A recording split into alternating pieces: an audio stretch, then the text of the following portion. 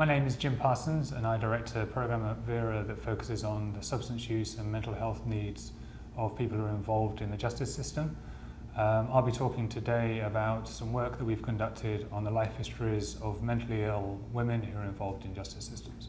As part of the work that we've been doing in the research program that I direct, we've been looking at the mental health needs of people who are involved in the justice system.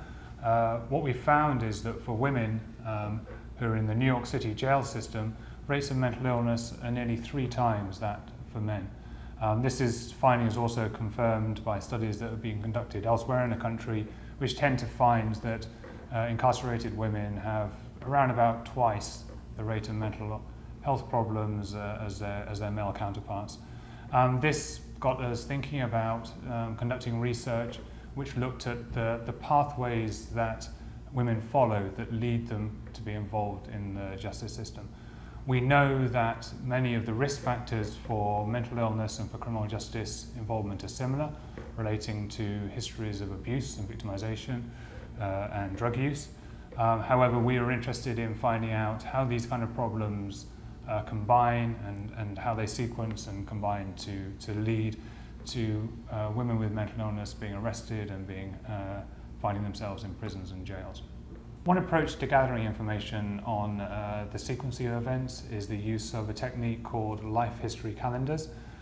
This is a research method which allows researchers to map out different types of behavior or activities in a grid format, so it's possible to compare the sequencing and timing of different life events on the same time scale.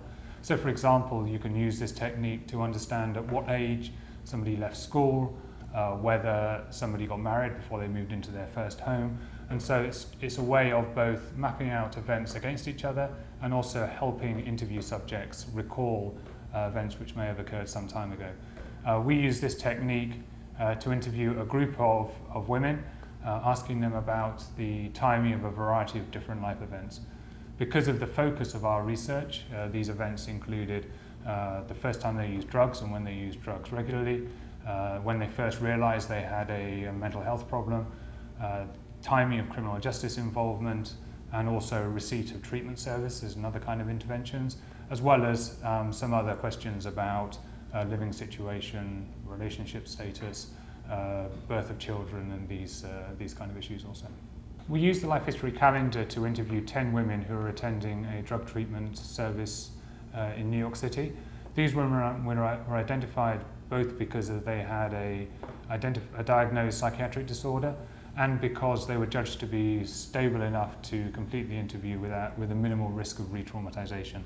The questions were obviously detailed. We were asking about histories of victimization and abuse, so these were difficult interviews to complete. We interviewed women over 2 time periods, 2 sessions, each lasting between an hour and a half. The women that we spoke with, as well as having a psychiatric diagnosis, were all drug users. Obviously, we interviewed them in a drug treatment setting, and they were aged between 31 and 43 at the time of interview. First of all, we found that most of the women that we spoke with had experienced victimization in their past. All of them reported physical abuse, and half of the sample of 10 women reported some form of sexual victimization in their past. Also, as I mentioned, all reported drug use.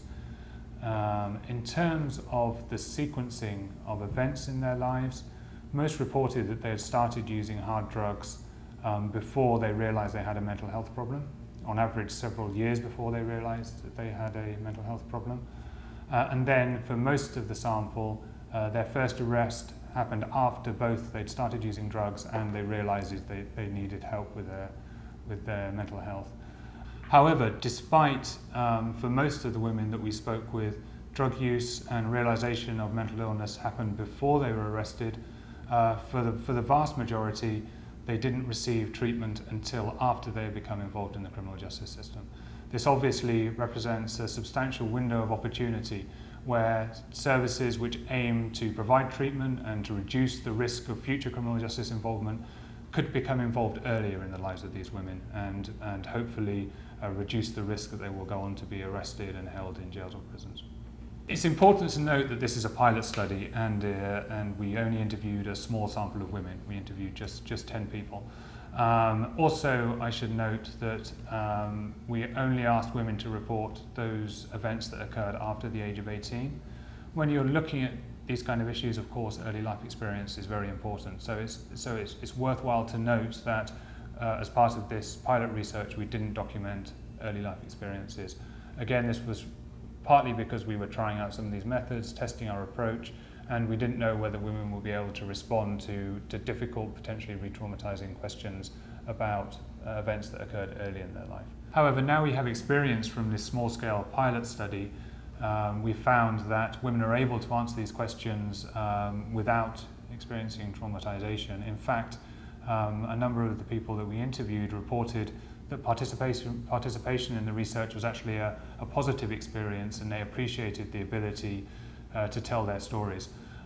We now hope to expand this work to a larger sample, to include women in a broader array of settings, including criminal justice settings, to find out if these preliminary findings are maintained when we increase the size and scope of our work.